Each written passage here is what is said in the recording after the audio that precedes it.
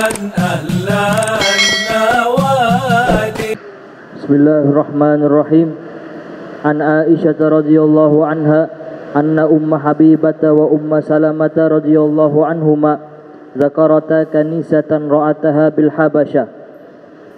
Diriwayatkan daripada Aisyah radhiyallahu anha bahwasanya Ummu Habibah dan Ummu Salamah menceritakan tentang sebuah gereja yang keduanya lihat ketika di Habasyah. Di dalam gereja tersebut tasawiru fa zakarata dzalika ila nabi. Dalam gereja tersebut terdapat gambar-gambar dan lukisan, maka mereka pun menceritakan hal tersebut kepada Nabi SAW. Faqala, dan Nabi bersabda, inna ulaika idza kana fihimur rajulus shalihu famata banau ala qabrihi masjidan. Sesungguhnya mereka apabila ada di antara kelompok mereka ada orang soleh yang meninggal, maka mereka akan membangun di atas kuburannya tempat ibadah. Wasawwaru fihi tilka suwara, dan mereka akan melukis atau menggambarkan di dalam tempat ibadah tersebut gambar-gambar. Wa ulaika syirarul khalqi indallahi yaumal qiyamah, dan mereka itulah orang-orang dan makhluk terburuk di sisi Allah di hari kiamat. Bismillah, al-Fatihah ila ruh Sayyidina wa Habibina wa Syafi'ina Rasulillah Muhammad ibn Abdullah wa ala alihi wa ashabihi wa azwaji wa zuriyati wa ahibati ajma'in, khususan ila ruh Sayyidina Ahmad bin Isa al-Muhajir Faqil Muqaddam Muhammad ibn Ali Ba'lawi wa usuli wa furu'ihim anna Allah yu'li darajati fil jannah wa yukathiru masubatihim wa yudha'ifu hasanatihim wa yahfazuna bijahim wa yanfa'una bihim wa yu'idu alaina min barakatihim wa asrarihim wa anwarihim wa ulumihim wa nafahatihim fid dini wa dunya wal akhirah. Al-Fatihah.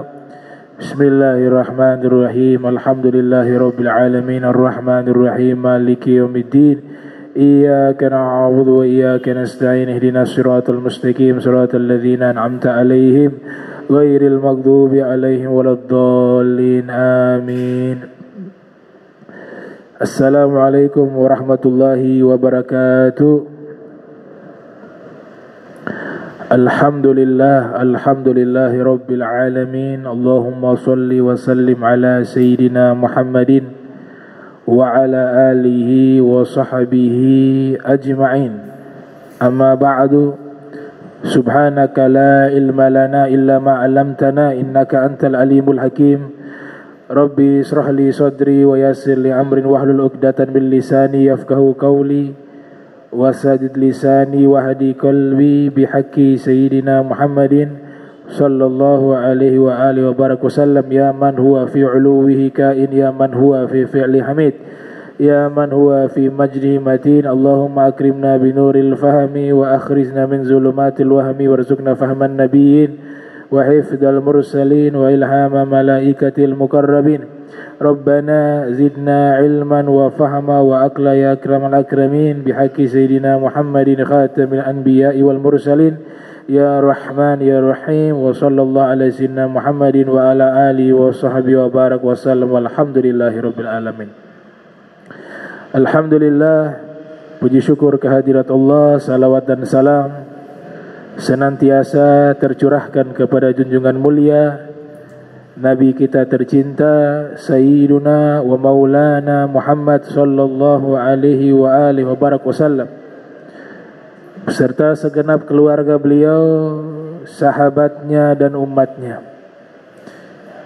Yang saya muliakan, saya hormati Imam Masjid Al-Muhajirin, wabil khusus Al-Habib Alwi Albar, dan seluruh jamaah yang hadir di Masjid Al-Muhajirin. Mudah-mudahan Allah Ta'ala ampunkan dosa kita, diberikan kita istiqamah fi ta'ah wal ibadah. Amin ya rabbal alamin. Jadi sebelum saya membahas hadis yang telah dibacakan tadi, saya ingin melanjutkan pembahasan di pertemuan yang lalu, di mana Al-Imam Al-Bukhari, sebagaimana yang telah dijelaskan, di usia beliau yang ke-18 tahun, beliau menyusun kitab Ilmu Jarhi wa Ta'adil.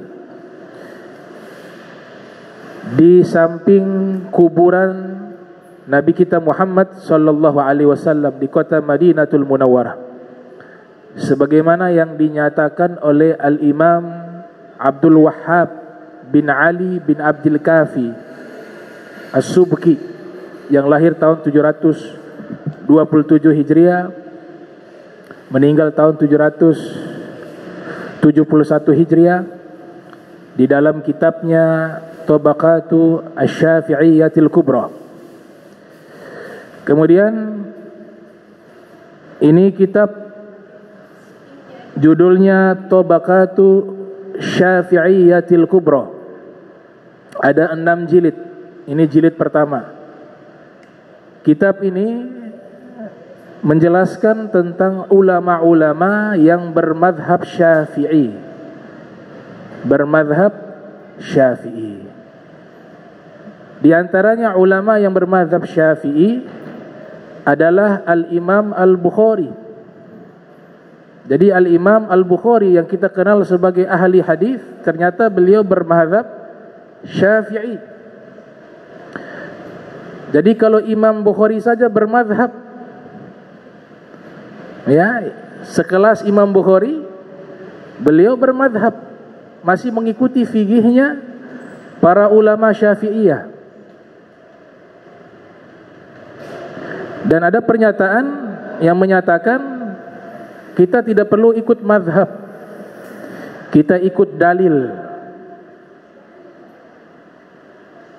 Maka ini jawabannya, mereka yang bermazhab itulah yang mengikuti dalil. Tidak ada satupun mazhab melainkan seluruhnya mengikuti dalil. Tidak ada satu mazhab pun melainkan seluruhnya mengikuti dalil. Justru kita mengikuti mazhab.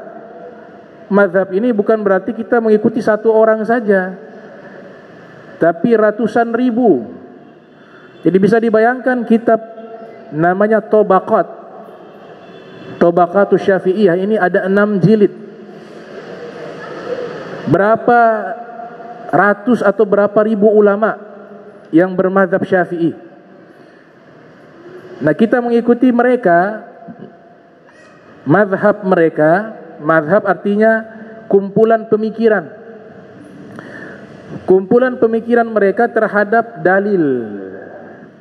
Karena kita belum mampu memahami dalil dengan baik dan benar, maka kita mengikuti mereka yang paham tentang dalil.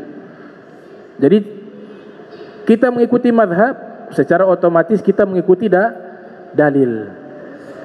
Justru dengan kita mengikuti mereka, artinya kita mengikuti orang yang memahami dalil dengan baik dan benar berdasarkan ilmu pengetahuan. Kalau kita tidak mengikuti para ulama, para a'immah, maka justru pemikiran kita akan salah terhadap dalil. Jadi jangan dibenturkan seakan-akan mengikuti mazhab itu tidak mengikuti dalil. Dan orang yang mengikuti dalil tidak mengikuti mazhab. Seakan-akan dibenturkan seperti itu. Padahal orang yang mengikuti dalil itu belum tentu dia memahami dengan benar dalil tersebut, terkecuali lewat orang-orang yang memiliki kapasitas ilmu yang luas, yang mereka pahami dalil dengan baik dan benar. Makanya ada pepatah mengatakan, berapa banyak ucapan yang disalahkan padahal ucapan itu benar karena kesalahan dalam pemahaman. Gitu. Dan Imam Bukhari ini mazhabnya Syafi'i. Imam Nawawi bermazhab Syafi'i. Izzuddin Ibn Abdissalam bermazhab Syafi'i. Ibnu Hajar Al-Haytami bermazhab Syafi'i. Imam Romli bermazhab Syafi'i. Jadi mazhab itu sudah lumrah. Seluruh mazhab punya kitab Tabaqat. Ada Tabaqat Syafi'iyah, ada Tabaqat Malikiyah, ada Tabaqat Hanafiyah, ada Tabaqat Hanabila. Seluruh mazhab punya Tabaqat. Isi kitab Tabaqat adalah kumpulan biografi singkat para ulama yang bermazhab. Kalau disebutkan Syafi'iyah berarti mazhabnya Syafi'i, para ulama yang bermazhab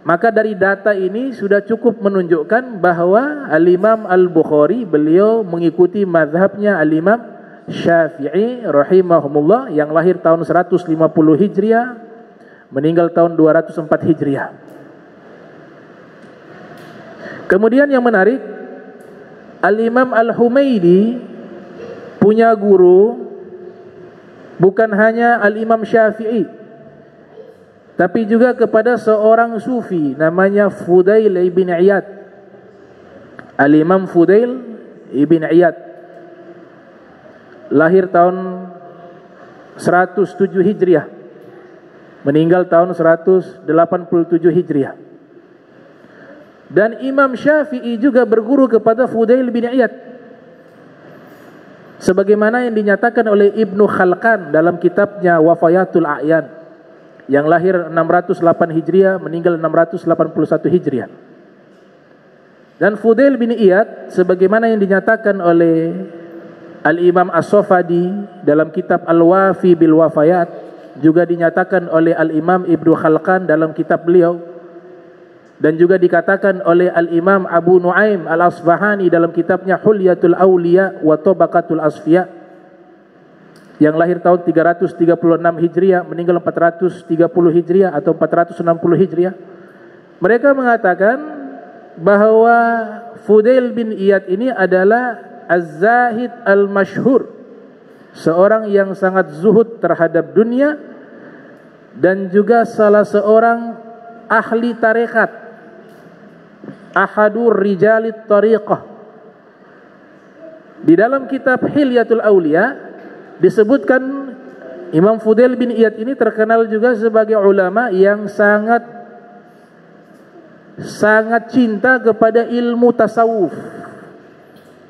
Ilmu tasawuf artinya apa? Sanad keilmuan Imam Bukhari juga bersambung kepada sufi, kepada sufi. Fudail bin Iyad seorang sufi.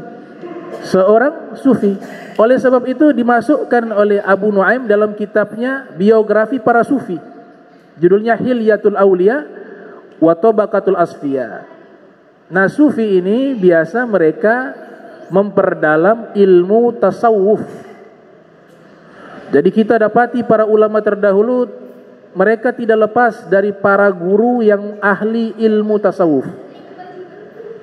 Di dalam kitab Syiaru A'lami Nubala, Al-Imam Az-Zahabi menukilkan bahwa Al-Imam Hasan Al-Basri, tabi'in, itu juga sering mengajar ilmu tasawuf. Jadi ilmu tasawuf ilmu yang legal, ilmu yang diakui, dan ilmu yang baik. Di zaman Nabi kita Muhammad sallallahu alaihi wasallam, ilmu tasawuf tidak ada.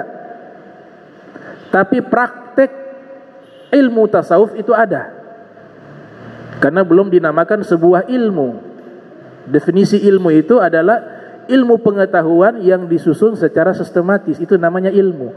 Tapi prakteknya ada di zaman Nabi, seperti zuhud, wara', qana'ah, syaja'ah, ya, al-ikhlas, tawadu.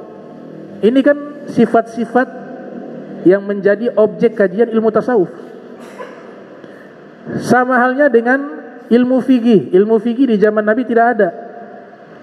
Tapi praktek terhadap ilmu fikih itu ada. Ilmu tajwid di zaman Nabi tidak ada. Ilmu tajwid, idgham bigunna, ikhfa, iqlab, tidak ada. Tapi prakteknya ada. Yang ingin saya sampaikan, ilmu tasawuf ini adalah satu bidang ilmu yang sama seperti ilmu fikih, sama seperti ilmu tajwid, sama seperti ilmu Al-Quran, ilmu hadis. Seluruhnya tidak ada di zaman Nabi, tapi prakteknya ada. Sehingga kita pandang itu sebagai satu ilmu yang mulia, ilmu yang baik. Karena zaman sekarang ilmu tasawuf dituduh sebagai ilmu yang sesat, yang menyimpang. Padahal ilmu ini ilmu yang tadi saya sebutkan, hampir seluruh para ulama ahli hadis, ahli fikih, mereka punya guru-guru ahli tasawuf. Kalaupun ada yang menyimpang, itu oknum.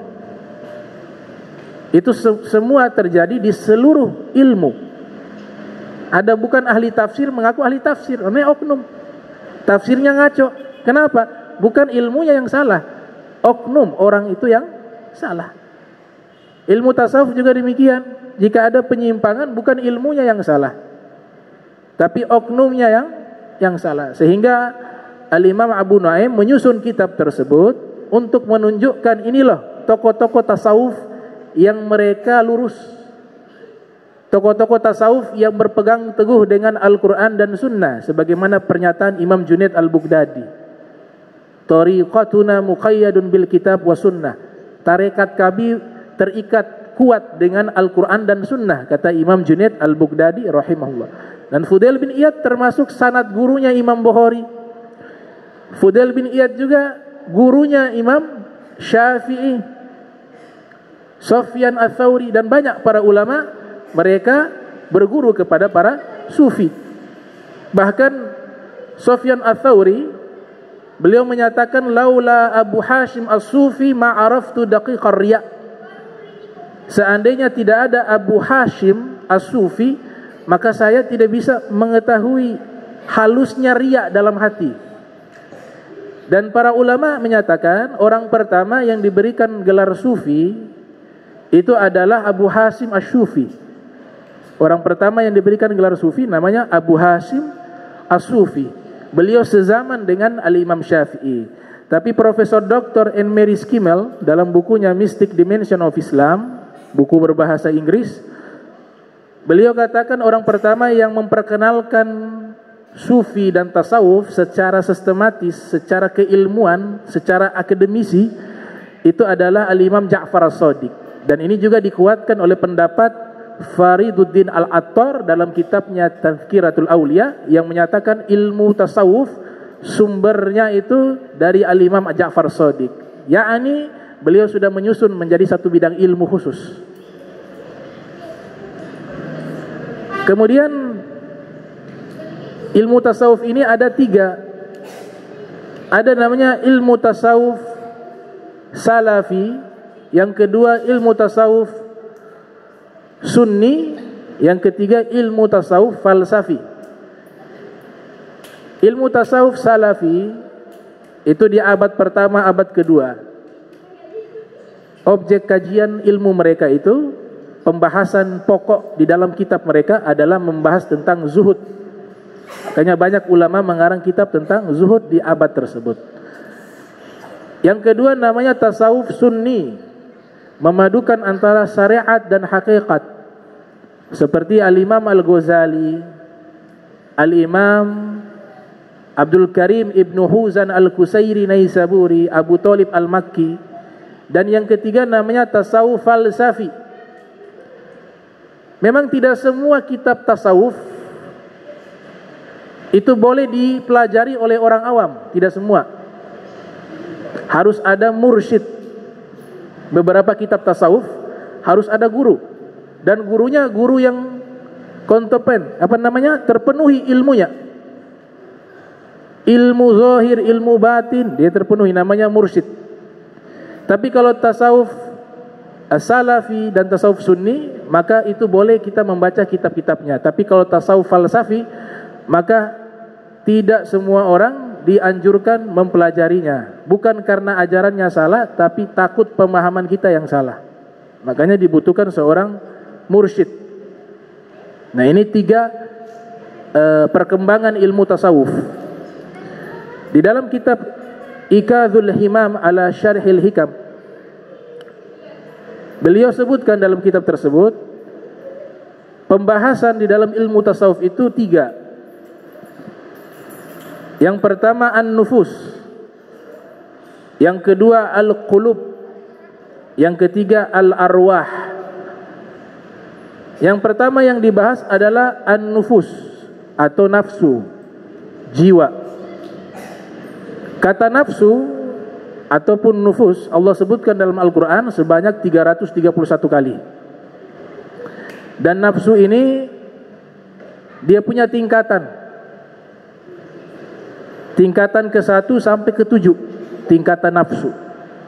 Sehingga di dalam beberapa karya ilmiah para ulama tentang ensiklopedia membahas tentang nafsu, di antaranya adalah muridnya Imam Syafi'i yang seorang sufi, namanya Al-Haris Al-Muhasibi, lahir tahun 170 Hijriah, meninggal 243 Hijriah. Punya kitab ensiklopedia membahas tentang nafsu, judulnya Adabun Nufus. Ada juga kitab yang membahas tentang nafsu karya Sayyid Abdullah Al-Hasani, judulnya Nuzhatun Nufus. Jadi nafsu yang dibahas menjadi objek kajian ilmu tasawuf yang pertama adalah nafsu. Nafsu yang pertama namanya nafsu ammarah. Jadi jiwa kita ini hanya mendorong melakukan kejahatan. Nafsu seperti ini nafsu yang hina, nafsu yang buruk. Sebagaimana di dalam Al-Quran Allah Ta'ala firmankan, ma ubarri'u nafsi inna nafsa la ammaratun bisu. Sesungguhnya nafsu mengajak kepada keburukan. Ini tingkatan yang paling rendah daripada nafsu. Ada nafsu yang tingkatan kedua, namanya nafsul lawamah, nafsu yang mencela. La uksimu bi nafsil lawamah. Tingkatan yang ketiga namanya nafsu mulhamah, fa'alhamaha fujuraha wa taqwaha. Yang keempat namanya nafsu mutmainnah, nafsu yang tenang. Nah, nafsu yang tenang ini adalah nafsu yang baik, tenang di dalam kebaikan, tenang di dalam ketaatan, tenang di dalam ibadah. Kalau jiwa kita sudah merasakan ketenangan ketika melakukan kebaikan, sudah merasakan ketenangan ketika melakukan ibadah, maka itulah nafsu mutmainnah. Yang kelima namanya nafsu radiyah. Ya ayyutuhan nafsu mutmainnah irji'i ila rabbiki radiyah. Yang kelima. Yang keenam nafsu mardiyah. Mardiyatan fadkhuli fi ibadi wadkhulil jannati. Dan yang ketujuh namanya nafsu kamilah, nafsu yang sempurna, yaitu nafsunya para nabi, para rasul. Kamula minar rijal kathir walam yakmul minan nisa illa arba. Inilah yang dibahas oleh para asfiya, yang dibahas di dalam ilmu tasawuf. Yang pertama adalah pembahasan tentang nafsu. Yang kedua yang dibahas di dalam ilmu tasawuf tentang hati, al-qulub. Kata hati di dalam Al-Quran Allah Subhanahu wa ta'ala menyebutkan sebanyak 132 kali. Para ulama minal asfiya, minal mutasawwifin, para ulama di kalangan para sufi dan mutasawwifin, mereka ketika membahas tentang hati itu menjadi topik utama. Seperti kitab karyanya Al-Imam Al-Ghazali yang lahir 450 Hijriah, meninggal 505 Hijriah, berjudul Mukasyafatul Qulub. Judulnya saja sudah menunjukkan pembahasannya tentang hati. Ada juga kitab karyanya Al-Imam Abu Thalib Al-Makki, judulnya Qutul Qulub, makanan pokok hati. Ada juga kitab karya Syekh Muhammad Amin Kurdian Naskabandi, judul kitabnya Tanwirul Qulub. Ada juga kitab berjudul Dawaul Qulub. Jadi objek utama di dalam ilmu tasawuf setelah nafsu adalah hati. Dan hati yang Allah sebutkan di dalam Al-Quran ada 20 klasifikasi, 20 jenis hati.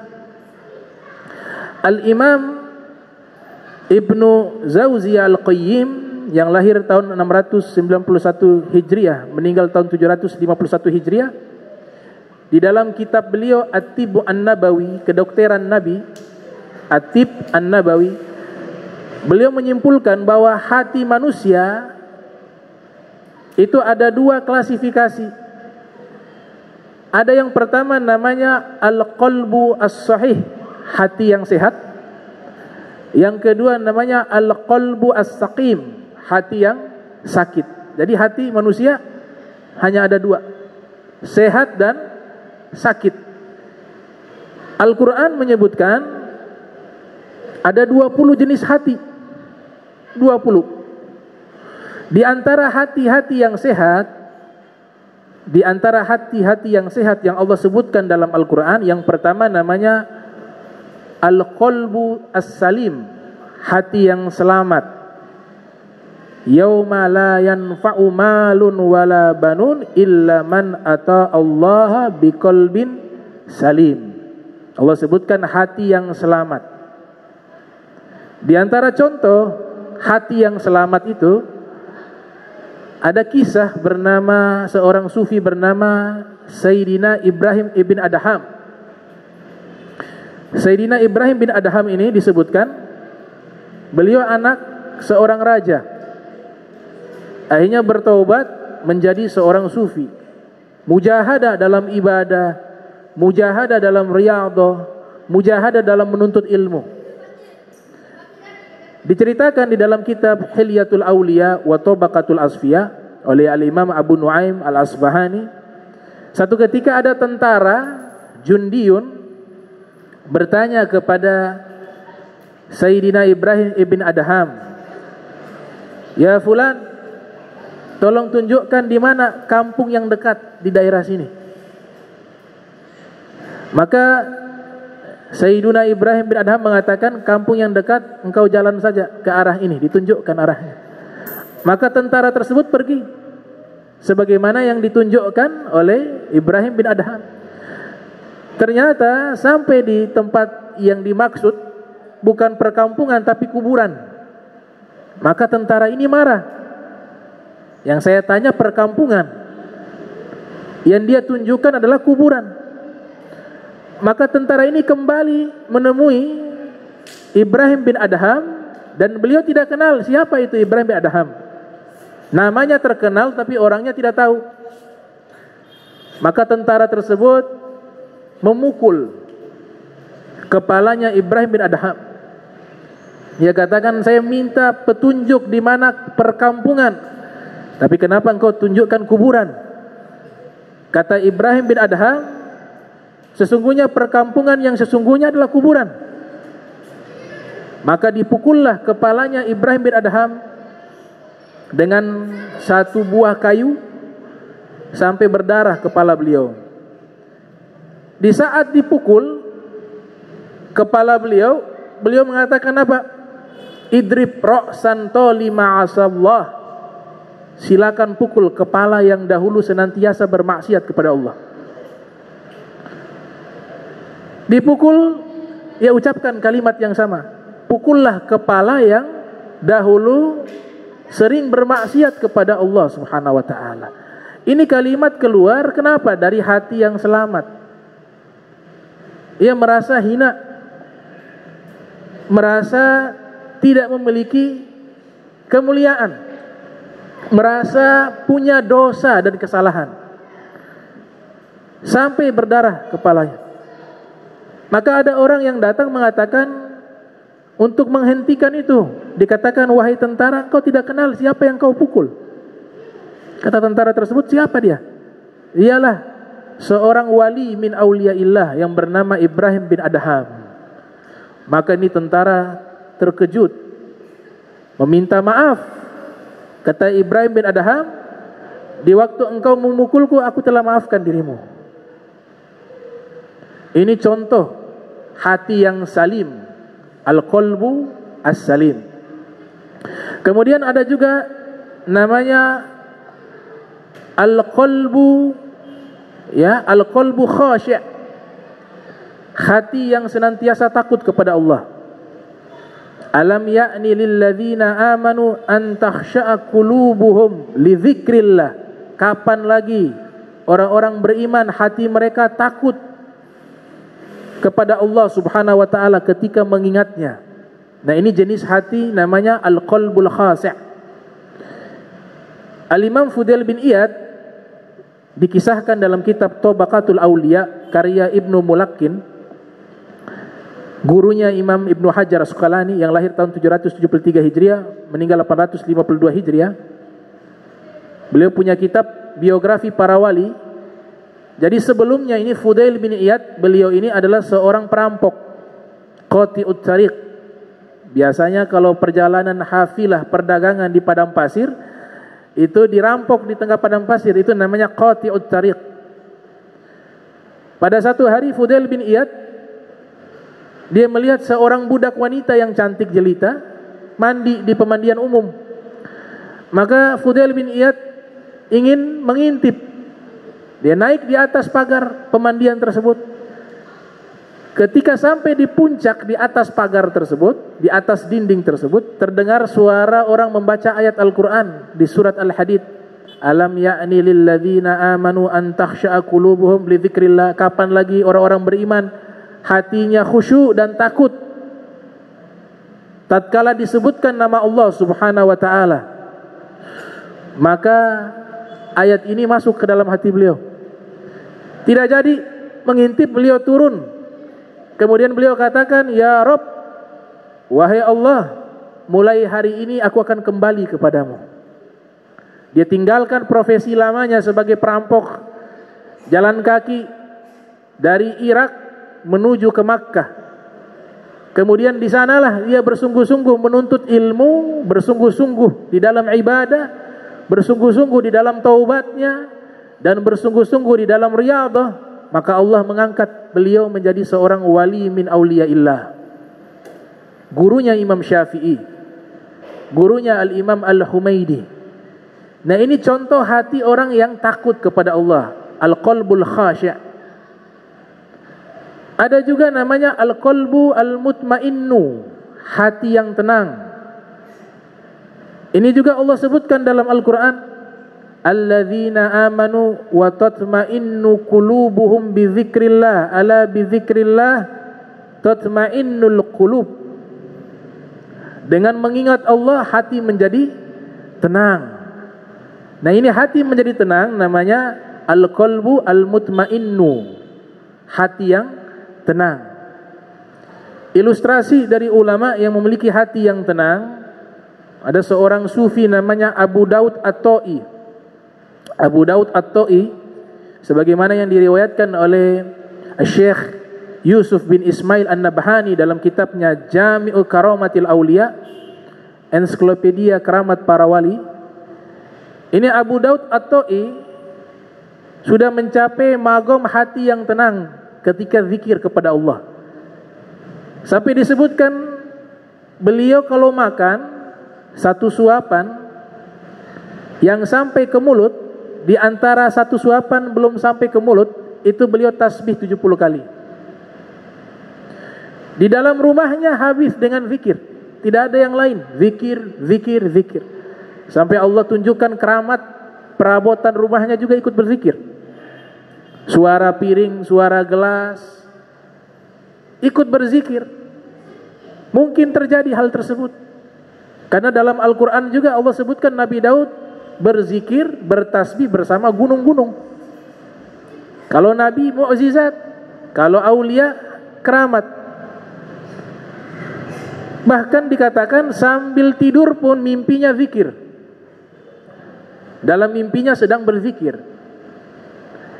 Ini tingkatan hati yang sudah tenang, mutmainnu, al-qalbu al-mutmainnu. Nah, klasifikasi kedua, hati yang sakit. Di antaranya namanya al-qalbul marid, hati yang sakit. Fi qulubihim maradun fazadahumullahu marada. Di dalam hati mereka ada penyakit, maka Allah tambahkan penyakit tersebut. Nah, ini hati yang sakit. Ada juga namanya hati yang keras, al-qalbu qasi, hati yang keras. Summa qasat qulubuhum min ba'di dzalika fahiya kal hijarati au ashaddu qaswatan. Allah sebutkan dalam Al-Quran. Kemudian hati-hati mereka menjadi keras setelah melakukan banyak perbuatan dosa dan belum diistighfarkan dosa tersebut, maka tatkala hati ini menjadi keras, fahiya kal hijarah, maka hati tersebut seperti batu, kata Allah Ta'ala. Au asyaddu qaswah, bahkan hati tersebut jauh lebih keras dari batu. Hati kalau sudah keras, pertama dia tidak akan bisa rasakan khusyuk. Ya, khusyuk tidak ada. Beda orang yang hatinya hidup dengan orang yang hatinya mati. Beda orang yang hatinya Allah berikan cahaya dengan hati yang Allah berikan kegelapan. Beda orang yang hatinya dibukakan oleh Allah dengan hatinya orang yang dikunci oleh Allah. Khatamallahu ala qulubihim wa ala sam'ihim wa ala absarihim. Yang pertama apa bedanya? Orang yang hatinya tidak keras, hatinya lembut, ketika mendengar nama Allah bergetar hatinya, bahkan sampai meneteskan air mata kalau membaca Al-Quran. Wajilat qulubuhum, Allah sebutkan ciri-ciri hati yang tidak keras atau hati yang hidup, bergetar hatinya tatkala disebutkan nama Allah, disebutkan nama Nabi Muhammad, membaca firman Allah, tak terasa air mata mengalir. Itu alamat hatinya hidup. Beruntung orang itu.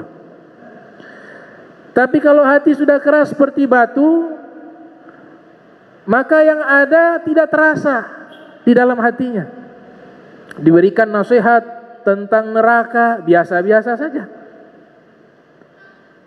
Pergi ke kuburan, lihat orang meninggal dunia, dia biasa-biasa saja. Membaca firman Allah, baca, artinya dia baca, terjemahannya biasa-biasa saja. Menyebut nama Allah, nama Nabi, biasa-biasa saja hatinya. Tidak ada efek, tidak ada getaran. Maka itu namanya hati yang mati. Inna ab'ada qulubin nasi min rabbinar rahim qalbun qasi. Manusia yang paling jauh dengan Allah adalah manusia yang paling keras hatinya. Makanya Fudail bin Iyad mengatakan di antara tanda-tanda kesialan itu jumudul ain. Susah air mata itu menetes karena dosa. Kata Imam Fudail bin Iyad, itu alamat celaka orang itu. Makanya amalan dosa yang kita sesali diiringi dengan tetesan air mata tersebut nanti menjadi penolong di yaumil qiyamah, kata Imam Ghazali dalam kitab Muqasyafatil Qulub. Inilah hati-hati yang harus kita hindari. Keras hati dan juga hati yang sakit. Dan banyak Allah sebutkan hati-hati yang lainnya di dalam Al-Quran, 20 jenis hati. Waktu yang singkat ini tidak cukup kita bahas.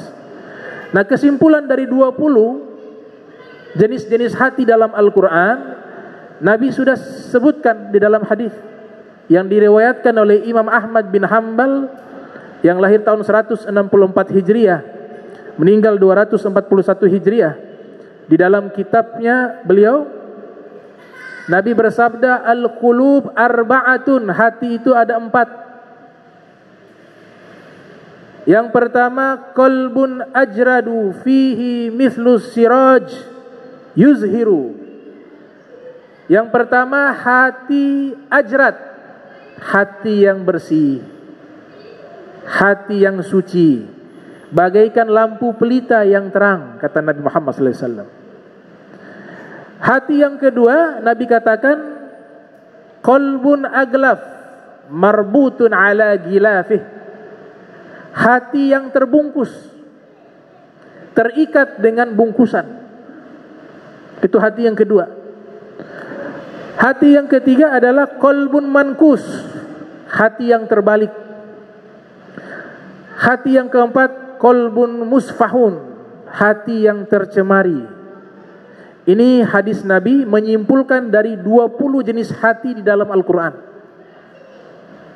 Kemudian Nabi jelaskan, fa amma al-qalbu ajradu, adapun hati yang suci, fa qalbu mu'mini, itulah hati orang beriman.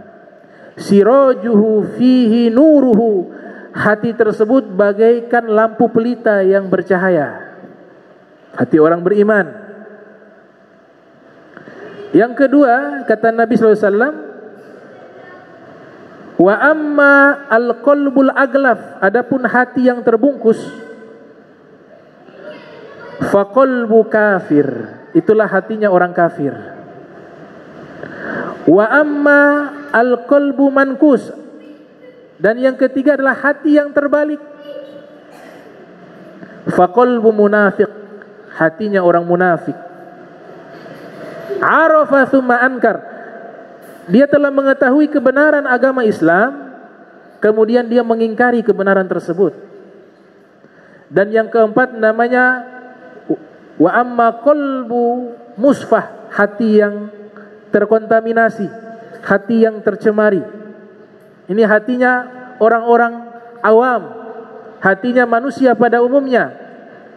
Fa qalbun fihi imanun wan nifaq, dalam hati tersebut ada kalanya ada keimanan dan ada kalanya ada kemunafikan.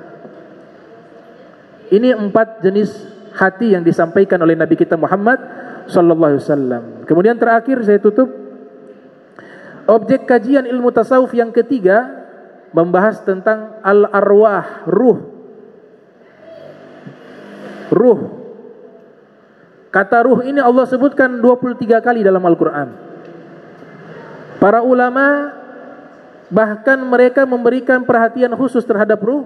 Mereka mengarang kitab-kitab yang membahas tentang ruh. Di antaranya Al-Imam Ibnul Qayyim yang lahir tahun 691 Hijriah, meninggal 751 Hijriah. Beliau punya kitab membahas tentang ruh, judulnya Ar-Ruh. Ada juga kitab karya Syekh Tantawi Jauhari, judulnya Kitabul Arwah, membahas tentang ruh. Ada juga kitab yang berjudul tentang ruh dari perspektif tasawuf, yaitu Mi'rajul Arwah wa Manhajul Waddah, karya Syekh Abu Bakar bin Salim. Syekh Abu Bakar bin Salim. Beliau dalam kitab tersebut membahas ruh dari perspektif tasawuf. Inilah 3 kajian yang ada di dalam ilmu tasawuf, tidak keluar dari hati, nafsu, dan ruh. Maka ilmu ini hukumnya wajib.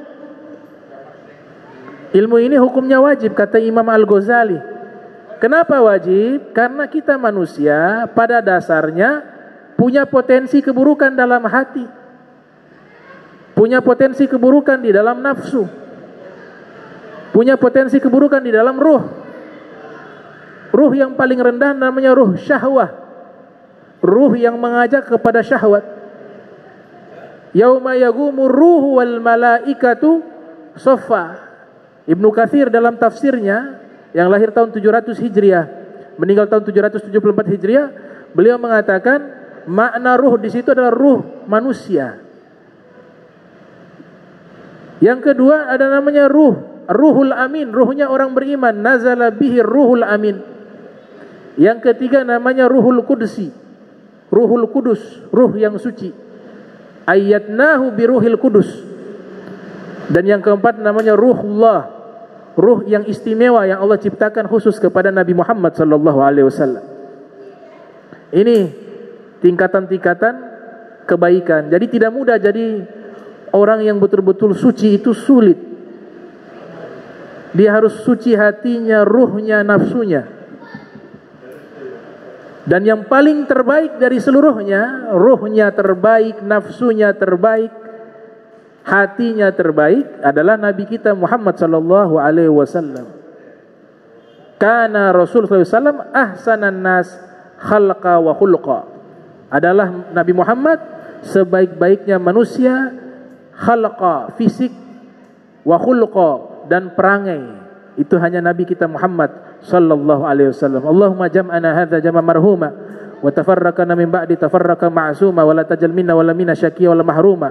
Allahumma nadzi qulubana anit ta'alluqi biman dunak waj'alna min qaumin tuhibbuhum wa yuhibbunak.